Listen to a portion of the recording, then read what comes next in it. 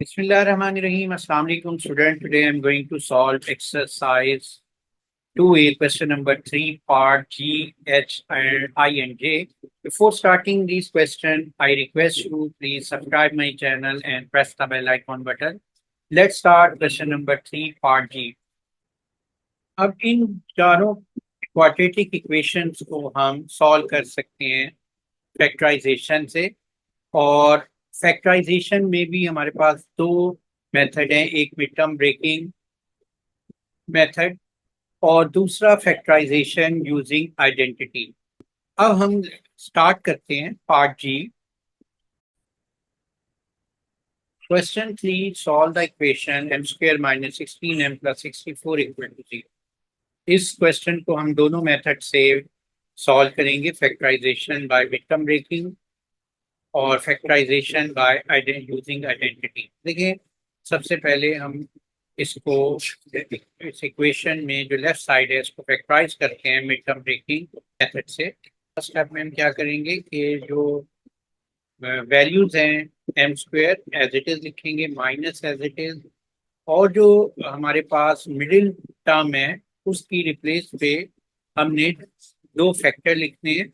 वो कौन से होंगे अभी हम देखते हैं। और प्लस 64 हमने एज इट इज लिख लिया इक्वल टू 0। अब यहाँ पर साइन लगाएंगे, जो 64 का साइन है प्लस, यहाँ प्लस लगा देंगे। तो हमने क्या करना है कि पहले स्टेप में जो एम स्क्वायर का कॉफिशिएंट है उसको मल्टीप्लाई करना है कांस्टेंट से लास्ट टर्म से। तो हमारे पास 1 मल्टीप्लाई 64 आ गया। अब हमने 64 के फैक्टर लिखने हैं कि जब हम ऐड करें, यानी प्लस है तो प्लस करें कि 16 है तो आपको पता है 8 टाइम 8 कितना होता है, 64 होता है। तो इसलिए हम 8m प्लस 8m जो है इन रिप्लेस ऑफ 16m लिख देंगे। और ये अब हम इसको सिंप्लीफाई करते हैं तो M square as it is आ जाएगा minus 8m as it is minus 8m plus 64 equal to 0। Next step में अब हमने फर्स्ट टू टर्म्स में से कॉमन लेना है। तो इन फर्स्ट टू टर्म में क्या कॉमन आ रहा है, आप नोट करें कि दोनों में m है तो m एज अ कॉमन हम लिख लेंगे। और एम स्क्वायर में से m कॉमन आ गया है तो m रह गया है माइनस एज इट इज आ जाएगा 8 हम लिख लेंगे, और m एज अ कॉमन आ गया ओनली 8 लिखेंगे। फिर हम नेक्स्ट टू टर्म्स जो हैं उसमें देखेंगे क्या कॉमन है। तो आप देखें कि 64 8 टाइम 8 64 होता है, इसलिए 8 दोनों का फैक्टर है, दोनों नंबर्स का फैक्टर है। अगर वो दोनों का फैक्टर है तो एज अ कॉमन लिखते हैं, तो माइनस 8 एज अ कॉमन लिख लिया, m एज इट इज आ गया। और जब हम कॉमन लेते हैं तो ब्रैकेट के अंदर जो साइन आएंगे वो चेंज हो जाएंगे इन दोनों टर्म्स के। यहाँ पर ये प्लस है माइनस आ गया है, और 8 8 64 8 रह जाएगा, और अब इक्वल टू 0। अब हम इसमें देखें इन दोनों टर्म्स में भी दोबारा कॉमन देखते हैं। ये m माइनस 8 कॉमन है, इसको हमने एज अ कॉमन लिख लिया, और ये भी m माइनस 8 इक्वल टू 0 है। अब आप देखें कि ये जो इक्वेशन है इसकी लेफ्ट साइड 0 कब होती है, अगर हम m माइनस 8 इक्वल टू 0 लेते, और दूसरा फैक्टर भी m माइनस 8 इक्वल टू 0 है तो हम एक ही फैक्टर लिखेंगे। तो अगर ये फैक्टर इक्वल टू 0 है तो ये लेफ्ट हैंड साइड 0 हो जाएगी। अब हम देखते हैं m की क्या वैल्यू बनती है। तो माइनस 8 को शिफ्ट कर लिया लेफ्ट से राइट, तो ये 0 प्लस 8 8 आ गया है। तो हमारे पास ये आंसर आ गया है। अब यहाँ पर हम इस इक्वेशन को एक और मेथड से यूज सॉल्व कर सकते हैं, वो है फैक्टराइजेशन बाय आइडेंटिटी, यानी यूजिंग आइडेंटिटी। तो देखें, आपने आइडेंटिटी यूज करते हुए इसको फैक्टराइज करना है। तो उसके लिए हम देखते हैं कि क्या कोई दो टर्म्स ऐसी हैं जिनका स्क्वायर बन सकता है। बिल्कुल बनता है, ये m का होल स्क्वायर है और ये 8 होल स्क्वायर है। उसके बाद हमने चेक करना है कि जो सेंटर में वैल्यू है 16m, क्या हम उसको two time of product of first value into second value, यानी फर्स्ट वैल्यू क्या है m, और इनटू सेकंड यानी मी लास्ट वैल्यू 8 हम लिख सकते हैं, बिल्कुल लिख सकते हैं। तो आप देखें ये जो सेंटर वैल्यू आ रही है ये भी 16m बन रही है, 2 टाइम 8 इज 16m, तो ये भी 16m है, तो सब कुछ सेम आ गया है। अब जब ये इस टाइप की कोई भी एक्सप्रेशन होता है तो हम उसमें उसकी रिप्लेस पे ये आइडेंटिटी यूज करते हैं A square minus 2ab plus B square, और वो इक्वल होता है A minus B whole square के। तो यहाँ नोट करो कि अगर ये ए है, ये 2 time of a b and b, तो हम आइडेंटिटी यूज करते हुए ए की रिप्लेस पे एम लिख देंगे और बी की रिप्लेस पे 8 और सेंटर में minus whole square equal to 0। अब हम इसको सिंप्लीफाई करते हैं, m-8 टू फैक्टर आ गए, और आपने ये लेफ्ट हैंड साइड कैसे जीरो हो सकती है, अगर m-8 इक्वल टू 0 ले लें तो ये पूरी इक्वेशन जीरो हो जाएगी। तो हम इसको लिख सकते हैं m इक्वल टू 8। जब हम 8 को लेफ्ट से राइट पे लेके जाएंगे ये आंसर आ जाएगा। Question number 3 part H, solve the equation k square plus 12k plus 36। ये k स्क्वायर की फॉर्म में क्वाड्रेटिक इक्वेशन दी गई है, तो हम इसको मिड टर्म ब्रेकिंग मेथड से फैक्टराइज करते हैं। तो इसको मैं दो मेथड से करूँगा, एक आइडेंटिटीज यूजिंग आइडेंटिटी करके भी हम कर सकते हैं। तो पहला मेथड जो है मैं उससे सॉल्व कर रहा हूँ। तो यहाँ पर देखिए के स्क्वायर का क्वेश्चन 1 है, इसको मल्टीप्लाई किया हमने तो 36 ही आ जाएगा, और इसके फिर हमने फैक्टर लेने हैं। उससे पहले हम क्या करेंगे, ये 1 के स्क्वायर एज इट इज लिख लेंगे और प्लस एज इट इज लिख लेंगे, और यहाँ पर ब्रैकेट लगाएंगे 12k की जगह। अभी हम कोई नंबर नहीं लिखेंगे, ये 36 से जाएगा इक्वल टू 0। अब आपने क्या करना है कि आपने इसको 36 के फैक्टर लेने हैं कि प्लस करें कि क्या है 12 आए। तो 6 टाइम्स 6 कितना होता है 36, तो यहाँ 6k प्लस 6k लिख लिया, और ये साइन प्लस है तो अगर हम ब्रैकेट ना भी लगाएं तो कोई इशू नहीं है, तो ये इसलिए यहाँ पे मैं ब्रैकेट हटा देता हूँ। और अब हम फर्स्ट टू टर्म्स में से कॉमन लिख लेंगे। तो यहाँ पर देखें के कॉमन है, और ये वैल्यू क्या रह जाएगी के प्लस 6, क्योंकि यहाँ के स्क्वायर में से एक के बाहर आ गया तो ये के रह गया, और यहाँ 6 के में से 6 के बाहर आ गया तो 6 रह गया। इसी तरह यहाँ पे 6 कॉमन आएगा, के दो कॉमन नहीं है क्योंकि लास्ट टर्म में के नहीं है, तो 6 एज ए कॉमन लिख लेंगे क्योंकि 6 टाइम्स 6 36 होता है, तो दोनों में फैक्टर है के 6, तो ये आ जाएगा 6 as a common, K as it is plus as it is 6 as a common आ गया तो 6 रह गया। तो ये वैल्यू क्या आ जाएगी के प्लस 6 इंटू के प्लस 6। देखिए इस टर्म में भी के प्लस 6 कॉमन है, इधर भी के प्लस 6 है, इधर कॉमन लिख लिया, ये के एज इट इज लिख लिया क्योंकि के प्लस 6 कॉमन आ चुका था, ये नहीं लिखी वैल्यू, प्लस लिख ली, और ये 6 एज इट इज लिख लिया, ये इक्वल टू 0। अब ये दोनों टर्म सेम है तो ओनली के प्लस 6 इक्वल टू 0 अगर होगा तो के इक्वल टू माइनस 6 आ जाएगा। इसको हम एक और मेथड से सिंप्लीफाई कर सकते हैं, वो है using identity, k square plus 12k plus 36 equal to 0। सबसे पहले आपने नोट करना है कि ये जो 3 टर्म्स हैं इनमें से कोई सी दो टर्म किसी का स्क्वायर तो नहीं है। देखिए ये के होल स्क्वायर है, हम इसको एज इट इज लिख सकते हैं, और इसे 6 स्क्वायर लिख सकते हैं।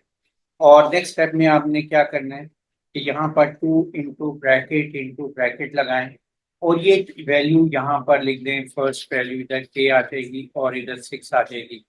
क्या ये मिडिल वैल्यू 2 इंटू 6 ये मिडिल के इक्वल है? बिल्कुल इक्वल है। ये देखेंगे ये 12 बन रहा है, 2 इंटू 6 12 के, और ये भी 12 के है।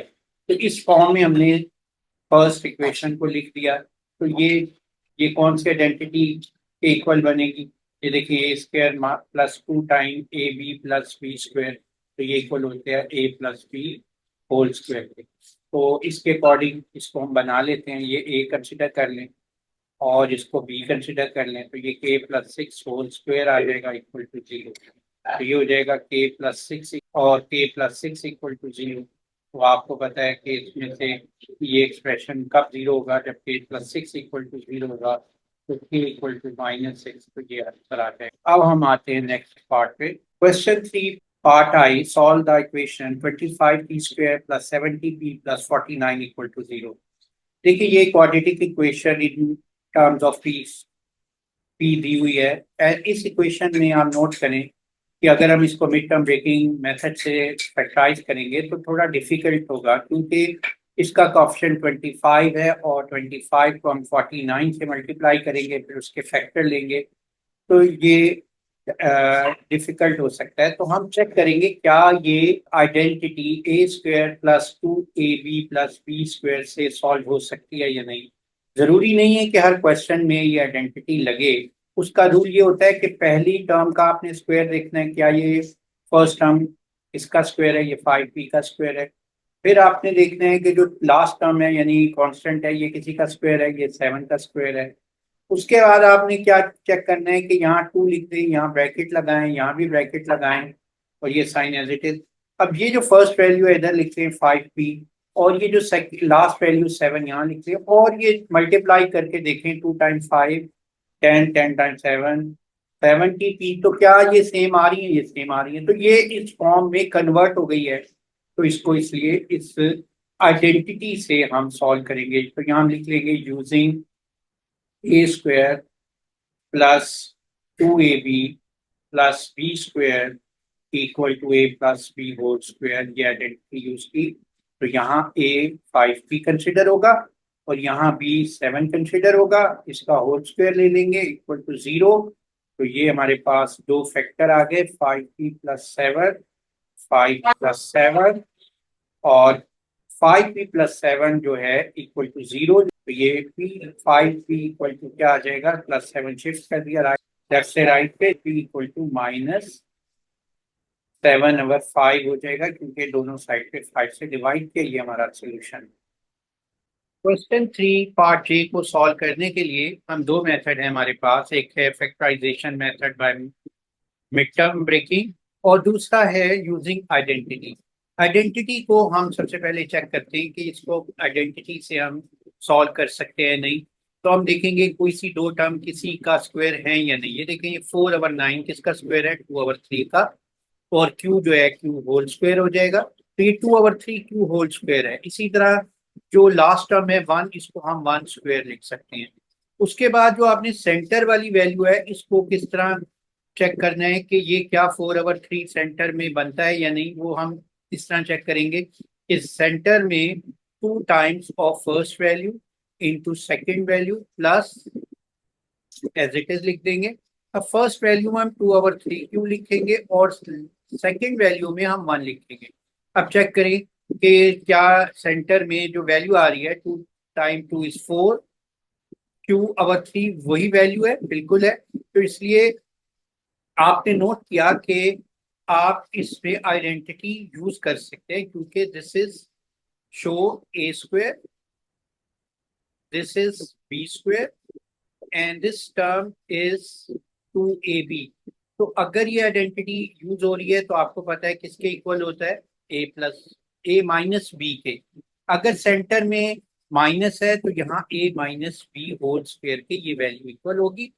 तो यहाँ पर हम लिख लेंगे, इसी तरह ये वैल्यू लिखेंगे 2/3 क्यू -1 होल स्क्वायर। तो हम लिख सकते हैं 2/3 q -1 into 2/3 q -1 equal to 0। और इसको अगर मैं सेपरेट कर लूँ, 2/3 क्यू -1 इक्वल टू 0, तो ये किसके इक्वल आ जाएगी वैल्यू, 2/3 क्यू इक्वल टू 1, क्योंकि -1 शिफ्ट हो गया राइट पे, +1 हो गया। और ये क्यू 2/3 को दोनों साइड पे 3/2 से अगर मैं मल्टीप्लाई कर लूँ तो ये कैंसिल हो जाएगी। क्यू इक्वल टू 3/2, इसको मिक्स फ्रैक्शन में लिख देंगे 1/2। अच्छा, अब यहाँ पर देखें मैंने इसको सिंप्लीफाई किया हुआ है फैक्टराइजेशन मेथड से। फैक्टराइजेशन मेथड में आप क्या करोगे, सबसे पहले इसके डिनोमिनेटर को रिमूव करना है, यानी कि इसको होल नंबर में कन्वर्ट करना है। इस इक्वेशन में तमाम जो कॉफिशेंट्स और कांस्टेंट है होल नंबर में बन जाएं। तो हम 9 से यानी एलसीएम से मल्टीप्लाई कर दिया मैंने। तो जब मैंने एलसीएम से मल्टीप्लाई किया इन तीनों वैल्यूज को, देखें ये 9 इंटू 4/9, 9 कैंसिल हो गया, ये 4 क्यू स्क्वायर आ जाएगा। ये 9 3 से डिवाइड होके 3 आ जाएगा, ये 12 क्यू आ जाएगा, और ये 9 आ जाएगा। अब इसको मिड टर्म ब्रेकिंग मेथड आपको मालूम है कि किस तरह करते हैं। एक कॉफिशेंट ऑफ क्यू स्क्वायर को मल्टीप्लाई करेंगे कांस्टेंट से, 36 आता है। 36 के आपने ऐसे पेयर लिखने हैं कि जब हम प्लस करें तो क्या है 12। तो 4q² एज इट इज लिख लें, ये सेंटर वाली वैल्यू एज इट इज लिख के प्लस सेंटर में आप कुछ ना लिखें शुरू में। और कैसे करना होता है, इसको एज इट इज लिख दें, प्लस लिख दें, और यहाँ पर आपने वो पेयर लिखना है जो कि ब्रेक करके लिखना है, यानी 36 के पेयर लिखने हैं कि प्लस करें 12y, तो ये 6q प्लस 6q आ जाता है। अब इसको सिंप्लीफाई किया, ब्रैकेट ओपन कर ली, उसके बाद इसमें हमने देखे ये वैल्यू आ गई है, तो फर्स्ट टू टर्म में क्या कॉमन है, देखिए 4 और 6 में 2 कॉमन है, q² q में q कॉमन है, तो कॉमन ले लिया तो ये q -3 आ गई, यहाँ -3। 6q प्लस 9 में 3 कॉमन आ जाएगा, क्योंकि 3 दोनों का फैक्टर है, तो ये q -3 हो जाएगा।